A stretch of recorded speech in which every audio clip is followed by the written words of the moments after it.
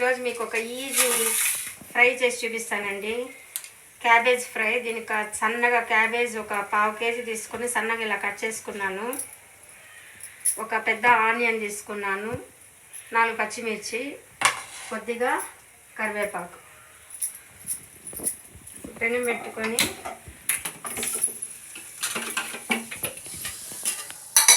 ఒక 2 spoons oil వేసుకోండి. మంచిగా ఉంటుంది, ఒకసారి ట్రై చేయండి. ఆవాలు 4, జీలకర్ర కొద్దిగా. ఇప్పుడు ఆనియన్ వేసేస్తాను, పచ్చిమిర్చి కూడా వేసేస్తాను, కరివేపాకు ఇలా తుంచి వేయండి, దాంట్లో ఉన్న ఫ్లేవర్ బయటకు వస్తుంది.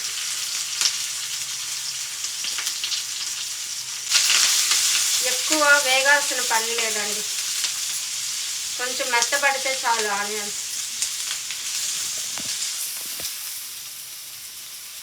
సో ఒక 1/2 గ్లాసు పెసరపప్పు తీసుకొని ఒక 1 అవర్ ముందు నానబెట్టానండి. గంట ముందు నానబెట్టాను. ఈ విధంగా బాగా నానిపోయింది చూడండి. ఈ విధంగా ఇట్లా అన్నామంటే తునిగిపోవాలి, అప్పుడు ఈజీగా ఉడికిపోతుంది. ఆ పెసరపప్పు వాటర్లో నుంచి తీసి వేస్తున్నాను. ఇది ఆయిల్లో ఒక 1 మినిట్ ఇలా వేయించుకోండి.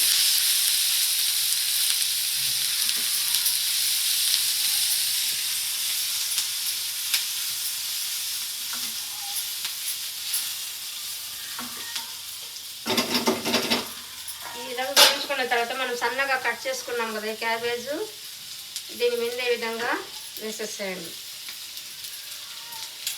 సాల్ట్ వేసుకోండి, నేను కొద్దిగా వేస్తున్నాను. ఆల్రెడీ మనం ఈ నీళ్ళు ఉంది కదా, ఈ నీళ్ళు జస్ట్ కొద్దిగా చిలకరించండి ఈ విధంగా.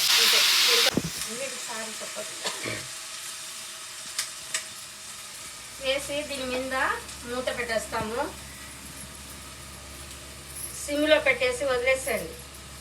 ఒక 10 నిమిషాలు అప్పుడప్పుడు కలబెడతా ఉంటే రెడీ అయిపోతుంది. చాలా రుచిగా ఉంటుందండి. డైలీ లైఫ్లో మనం ఇలాంటిది ఒకటి యాడ్ చేసుకున్నాం అనుకోండి, మనకు కావాల్సినంత ఫైబర్, ప్రోటీన్స్ మనకు చక్కగా అందుతుంది, మనం ఆరోగ్యంగా ఉండొచ్చు. ఇదిగోండి ఈ విధంగా మూత పెట్టేసేయండి. అప్పుడప్పుడు మనం మధ్యలో కలబెడతా ఉండాలి. ఒక 10 మినిట్స్లో రెడీ అయిపోతుంది. ఇదిగోండి ఈ విధంగా అప్పుడప్పుడు ఓపెన్ చేసి కలబెట్టుకోండి. చూడండి ఎంత కలర్ఫుల్గా ఉంది కదా. మనం చెన్నై సైడ్ వెళ్ళినామంటే ఈ పొరి తప్పకుండా ఉంటుందండి. చెన్నై సైడు, మన చిత్తూరు డిస్టిక్ సైడ్ కూడా అండి, తిరుపతి, తిరుమల, ఈ పొరి తప్పకుండా ఉంటుందండి హోటల్స్.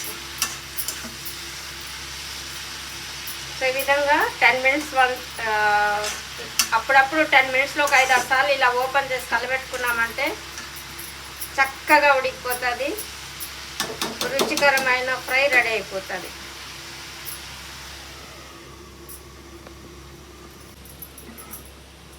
చూడండి వాటర్ కంప్లీట్గా డ్రై అయిపోయింది, బాగా మెత్తగా ఉడికిపోయింది. చూడండి పప్పు కూడా కనిపించట్లేదు చూడండి. సో మంచి స్మెల్ వస్తుంది.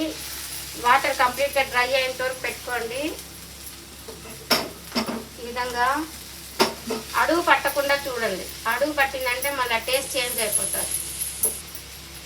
చాలా బాగుంటుంది సైడ్ డిష్గా, చపాతీకి, పుల్కాలకి, పూరీకి. లాస్ట్లో ఈ విధంగా కొత్తిమీర చల్లుకొని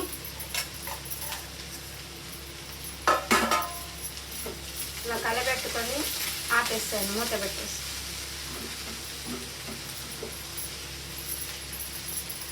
చూడండి ఎంత చక్కటి పొర్లి రెడీ అయిపోయింది.